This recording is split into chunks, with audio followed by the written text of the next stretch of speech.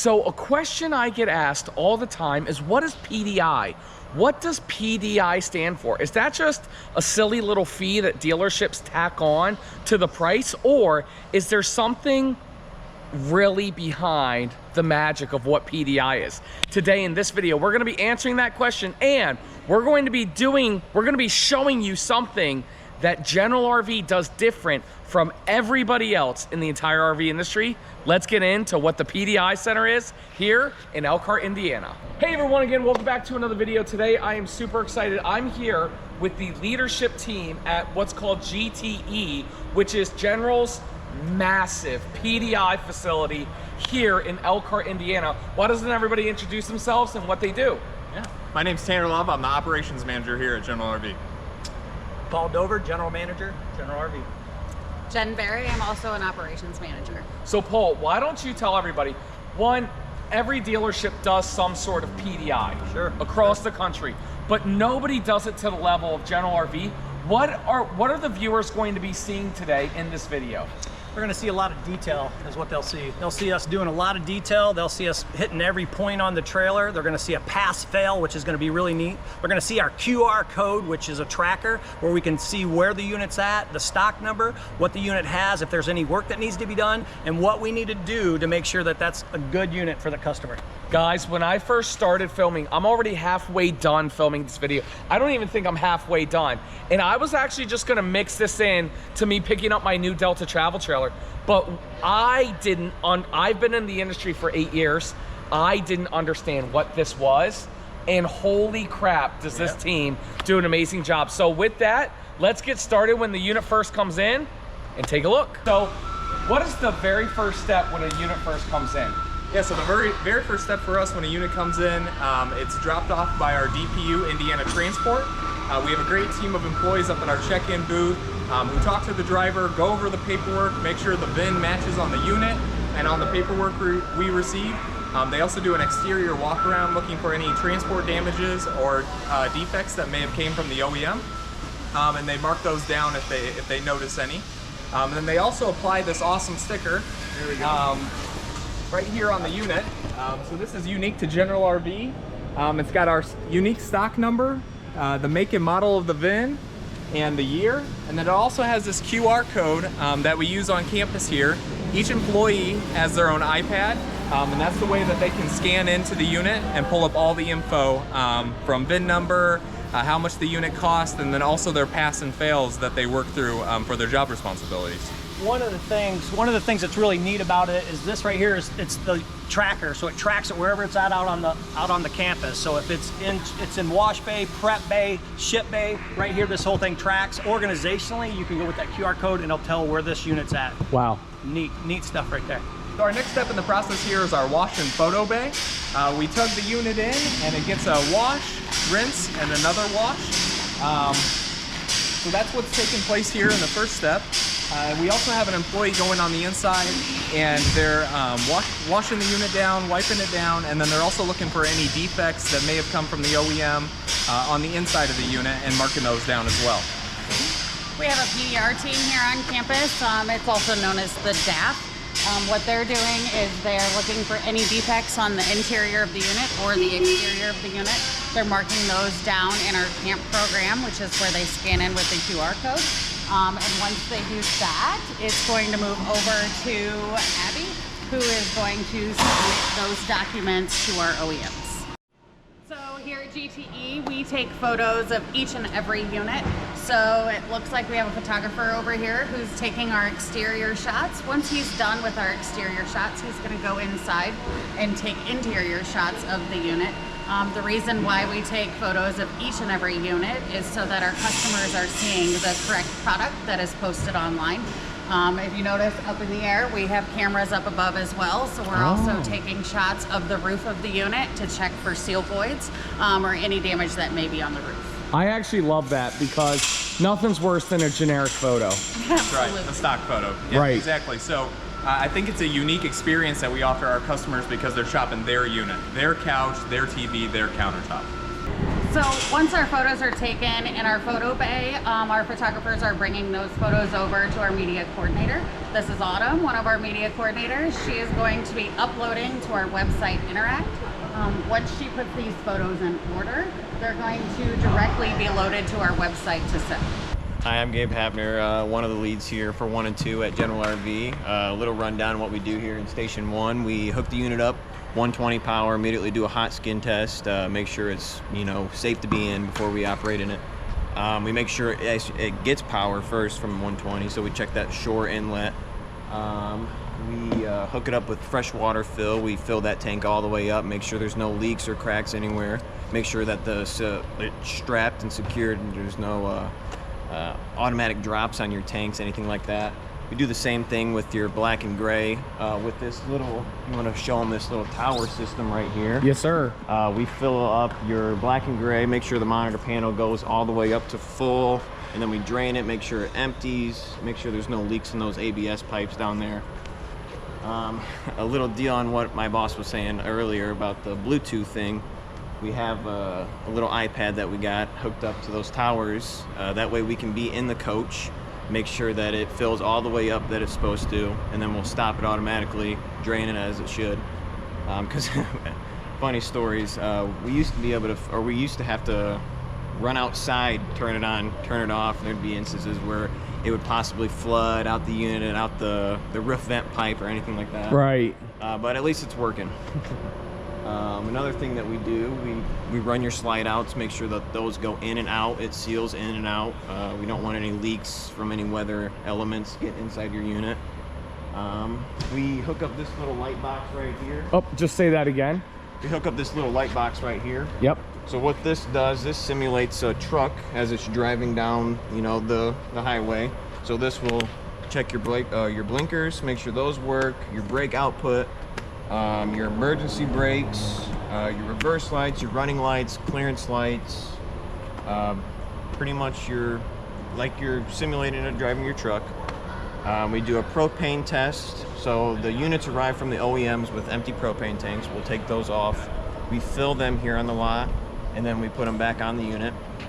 We'll test your whole propane manifold, make sure there's no leaks. We'll do a bubble spray test on any fittings that we see, make sure that's not leaking. We'll do a city water hookup test. That will test all your water lines in your coach to your fixtures, any type of water hookup. That will test before it arrives in Station 2, where they turn the pump on, start running all that stuff. So we want to make sure there's no leaks before they're in there working, like, oh, there's a puddle of water on the floor or something. But other than that, So that's all in Station 1. I think yeah, that's pretty So much then it. what do you do in Station 2? So moving up to Station 2, it gets a lot easier to digest. Oh, so you got the easier job than him. Oh yeah, I'll tell you what.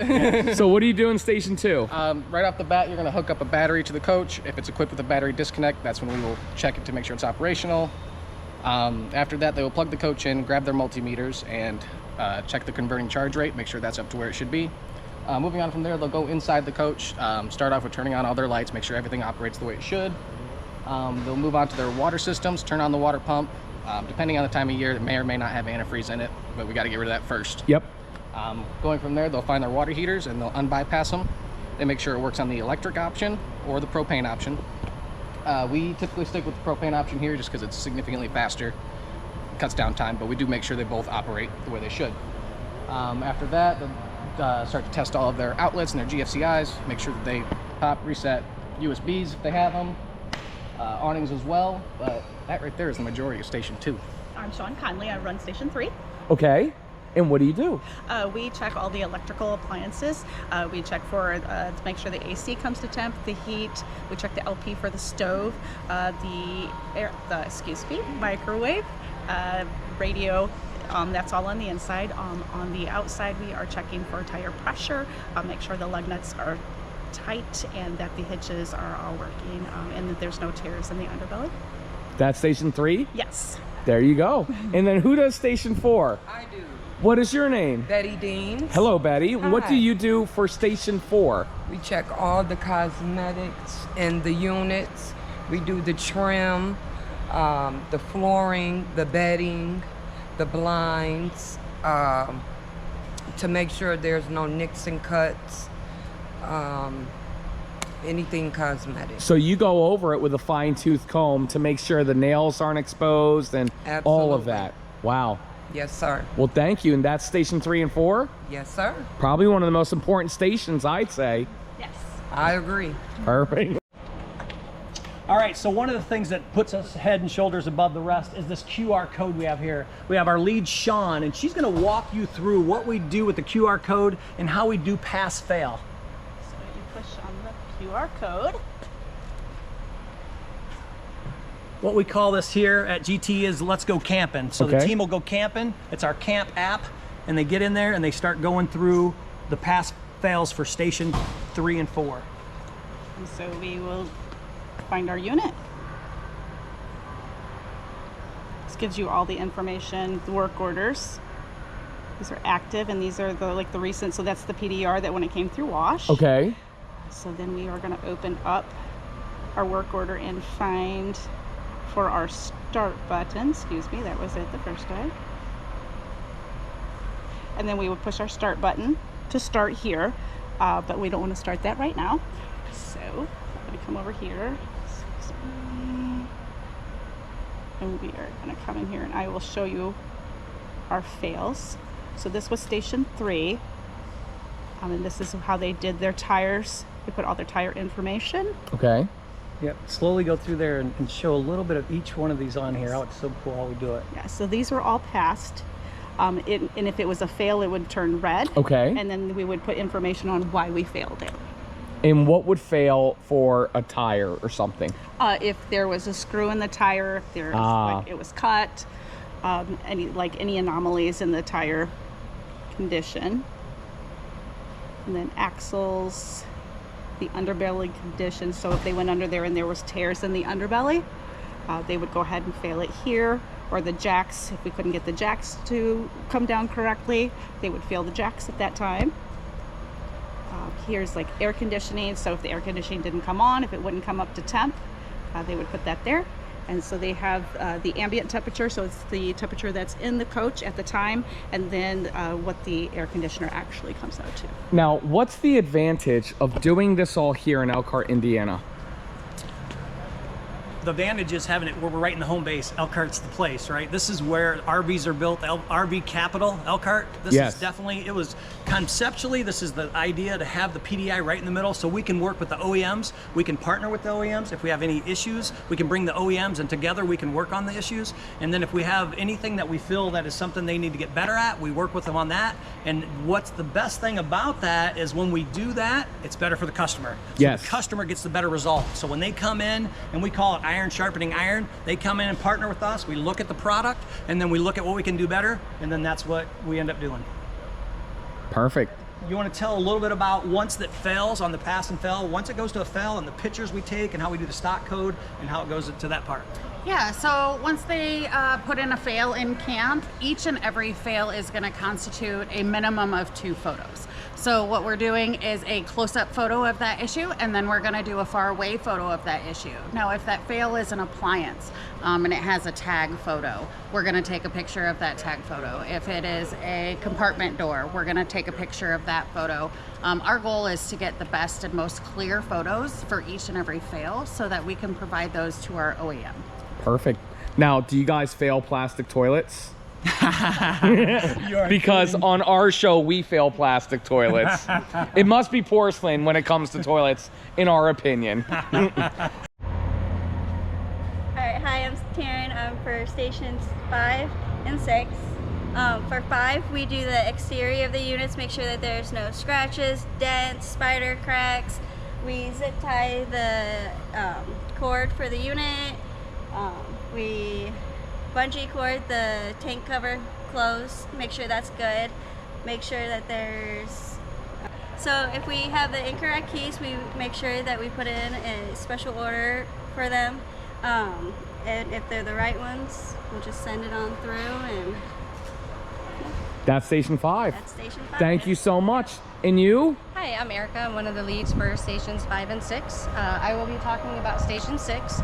There we do the interior part of the unit and the roof. So first we'll get on the roof, check, make sure there's no seal voids, no skylight, cracks, anything like that. And then we'll go inside the unit, put everything back together, strap everything up, clean the unit before it goes out and ready for the customer.